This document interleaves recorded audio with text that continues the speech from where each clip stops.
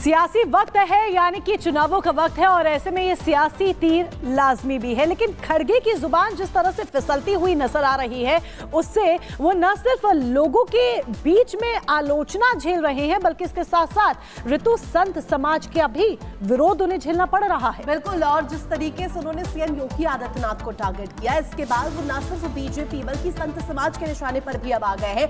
लेकिन खड़गे है जो मानने को राजी नहीं है, वो अभी भी एक के बाद एक वार पलटवार जिस तरीके से कर रहा है सीएम योगी आदित्यनाथ पर, उन पर हमलावर है। रिपोर्ट दिखा दिया।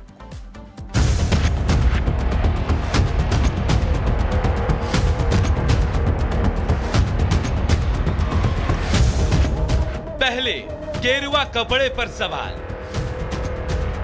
या तो सफेद कपड़े डाल, या तो सन्यासी कपड़े डालते हो, गेरुआ डालते हो, पॉलिटिक्स से बाहर हो जाए। अब सीएम योगी की आतंकी से तुलना। अगर ये काम कोई टेररिस्ट बोल सकता है, आप नहीं बोल सकते। महाराष्ट्र की जंग, मर्यादा भंग। महाराष्ट्र विधानसभा चुनाव के लिए महज 8 दिनों बाद वोटिंग होनी है, लेकिन जैसे जैसे वोटिंग के दिन नजदीक आ रहे हैं, वैसे वैसे सियासी दलों के बीच जुबानी जंग तेज होती जा रही है। अब तो भाषा की मर्यादा भी नेता खोने लगे हैं। नेताओं के कपड़ों पर सवाल के बाद अब नेताओं की तुलना आतंकियों से की जाने लगी है। कांग्रेस अध्यक्ष मल्लिकार्जुन खड़गे जैसे सीनियर नेता भी अपना आपा खो बैठे हैं।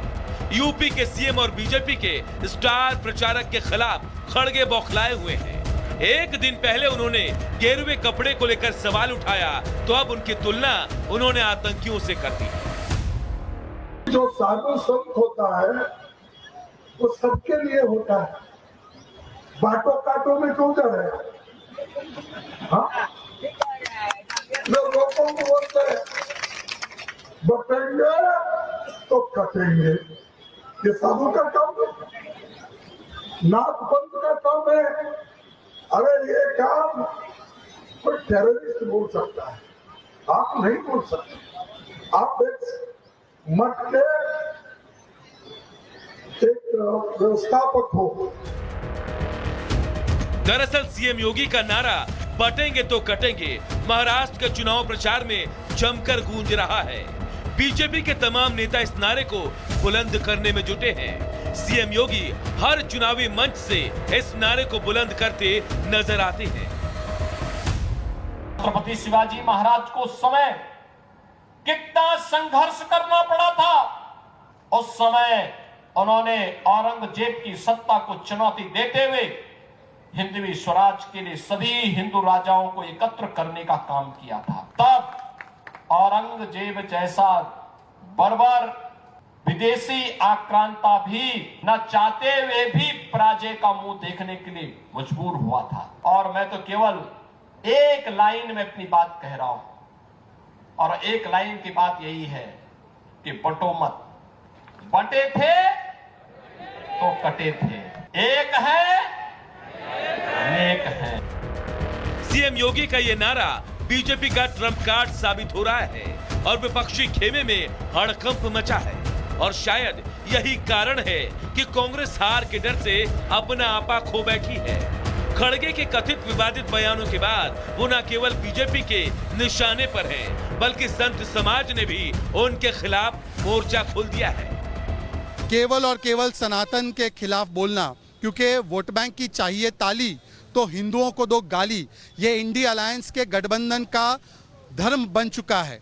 और ये वोट जिहाद की राजनीति के चलते कभी मठाधीश को माफिया, कभी गेरुए पे सवाल खड़े करना, तो ये हिंदू विरोधी, सनातन विरोधी कांग्रेस का चेहरा है। खड़गे बिल्कुल हिंदू द्रोही हैं। खड़गे जो है सनातन द्रोही हैं और उनके खुद राहुल जी खुद ही अब चुनाव आएगा तो जनेऊ पहन लेंगे और इसके पहले बोलेंगे कि मंदिरों में तो लड़कियां छेड़ने के लिए लोग जाते हैं और अनेक प्रकार की टिप्पणी करेंगे। तो ये सोच जो है जैसा मूल वैसा फूल। मल्लिकार्जुन खड़गे नाम से लगता है कि वो हिंदू हैं, लेकिन काम से नहीं लगता कि वो हिंदू।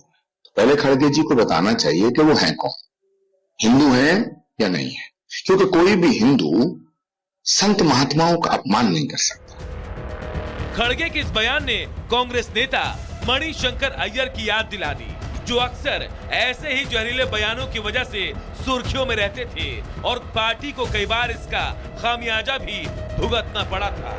कांग्रेस चीफ भी अब उन्हीं के नक्शे कदम पर चलते दिखाई दे रहे हैं। Bureau report, Republic Bharat.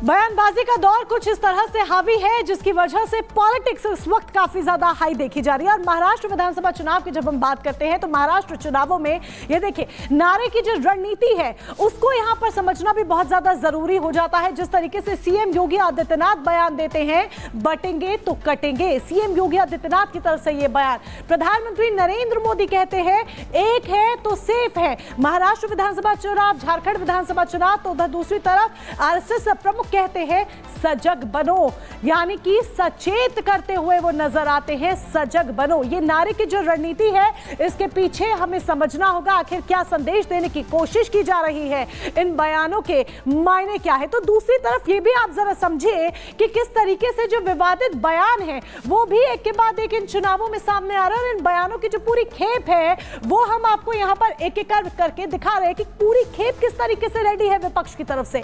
Imported माल बोला जाता है, ये देखिए चुनावों में नेताओं की भाषा है, बोली है इंपोर्टेड माल।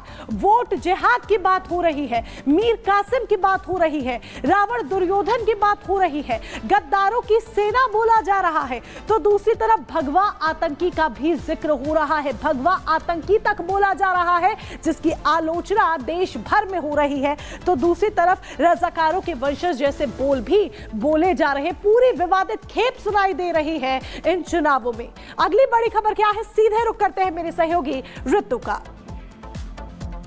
और चलिए बढ़ेंगे आगे और अब बात करेंगे समाजवादी पार्टी के अध्यक्ष और पूर्व मुख्यमंत्री अखिलेश यादव की। अखिलेश यादव सोमवार को रामपुर पहुंचे और इस दौरान उन्होंने आजम खान की पत्नी और उनके बेटे से मुलाकात की। लंबे समय बाद ये मुलाकात हुई है। हालांकि इस दौरान उन्होंने कोर्ट पर भरोसा जताते हुए उम्मीद यहां पर न्याय की लगाई है, लेकिन लंबे समय बाद ये मुलाकात हुई है, लिहाजा इसे अब होने वाले उपचुनाव से जोड़ करके देखा जा रहा है कि क्या ये एक रणनीति के तहत ये मुलाकात हुई है। रिपोर्ट देखिए।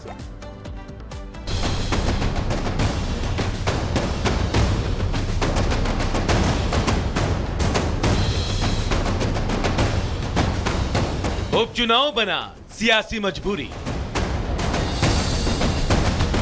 इस सियासी तस्वीर के मायने बड़े गहरे हैं क्योंकि हर तस्वीर कुछ कहती है। तो इस तस्वीर के भी सियासी मायने निकाले जा रहे हैं। यूपी में 9 सीटों पर होने वाले उपचुनाव को लेकर सियासी घमासान मचा है। सियासी समीकरण साधे जा रहे हैं। चुनावी दंगल में सियासी चक्रव्यूह रचे जा रहे हैं।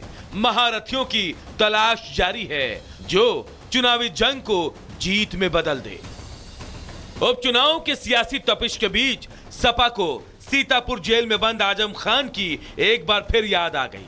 सपा प्रमुख अखिलेश यादव ने आजम परिवार से रामपुर में मुलाकात की। आजम के घर से निकलने के बाद अखिलेश यादव ने कहा, जब तक बीजेपी नहीं हटती सपा संविधान बचाने की लड़ाई लड़ती रहेगी। जो आजम खान और उनके परिवार के साथ अन्याय हुआ, हमें उम्मीद है कोर्ट उनके साथ न्याय करेगा। सरकार आने पर जो झूठे केस लगे हैं उनको खत्म किया जाएगा।